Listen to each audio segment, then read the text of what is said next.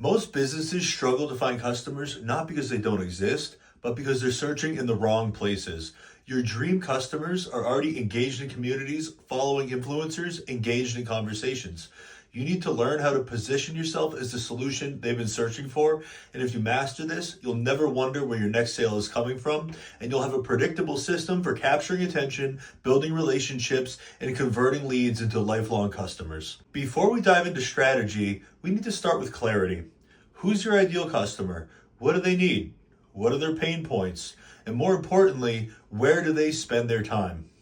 Your dream customers belong to communities, online and offline. They're following experts, they're listening to podcasts, they're engaging in Facebook groups, they're attending webinars, they're subscribing to email lists, they're doing all these things, and your job is to uncover where they spend their time. What are the groups that they belong to? What platforms do they frequent? What events do they attend? What influencers do they trust? And you need to figure out exactly who the top 100 are, which we call the Dream 100. There are hundreds of micro communities where your ICAs are already engaged, and your job is to find the top 100 influencers and leaders that control access to your market. Once you've identified these communities, you need to infiltrate those groups by building relationships with these owners, influencers, community leaders, podcasters, group admins, and content creators who have already gained trust with your dream customers. And instead of going after customers one at a time, you're building relationships with the people who already have access to hundreds of thousands or even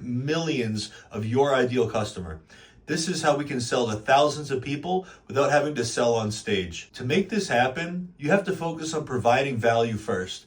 Comment on their posts, engage in their groups, go to the groups that they're at in person, get on the radar by sharing content, tagging them in posts, and consistently showing up in their world, whether online or in person. Then you can propose an affiliate deal or a strategic partnership that benefits everybody. Give their audience exclusive discount, join their webinar on a guest feature, puts you as a trusted expert. Once you've gained access to these communities, you need to capture customer information so you can nurture the relationship and you can take the leads and bring them into paying clients. You can use lead magnets like free guides, webinars, exclusive discounts, checklists, and quizzes to entice them into your ecosystem. The goal is to gather email addresses, phone numbers, and social media contacts so you can follow up and continue providing value and nail them into your value ladder. If you focus on just 100 key people and each one of them has an audience of 18,500 people, you now have access to over 1 million customers. If each one of them has an email list of 5,000, well, now you have over 500,000 inboxes. The success is not about how many customers you chase, it's about who you align yourself with. Make sure you have enough groundwork in place and have built the foundation of your business wide enough to support the volume that can really quickly come. What if you get 200 deals? Can you handle that right now? Once you've built these relationships with these communities and group owners, and you've captured your audience's contact information, you must embed yourself in these communities, be present in discussions, engage with members, and position yourself as an authority by giving away information for free and monetizing the implementation.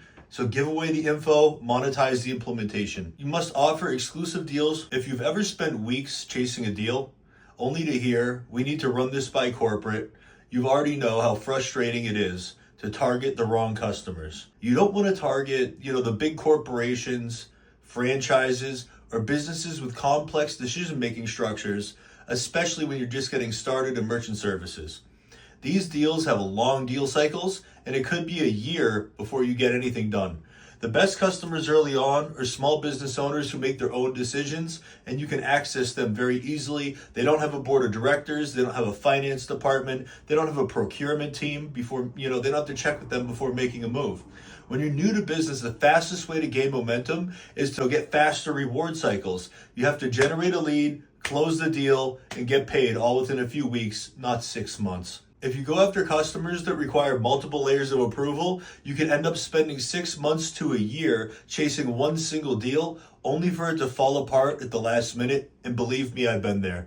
Meanwhile, your overhead, your marketing, your costs, your daily expenses, those all stay the same. And many salespeople burn out or run out of capital before even seeing a return on any of those deals. You can't wait that long when you're trying to build a business. Instead, your focus has to be on industries where deals close quickly at the beginning, owners are accessible, and switching providers is a simple decision rather than, this big drawn out corporate process.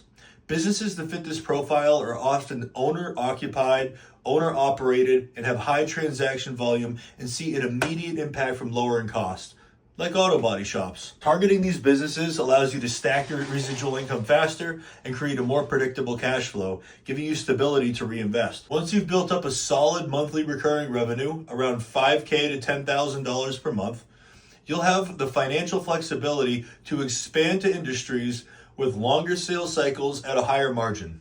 At that point, you can begin to target really big businesses, enterprise accounts, industries that are more passionate about, even if they take longer to close, because now you have that backup and that fallback, so to speak. Speed, cash flow, and momentum are the name of the game in the early phases. Start with the industries where decisions happen quickly, build your foundation, and then scale strategically. If you can find a business's information on Google, Yelp, or anything like that, they're a good target. Keep an eye on those types of businesses because the opportunity is there. The question is, are you ready to take action?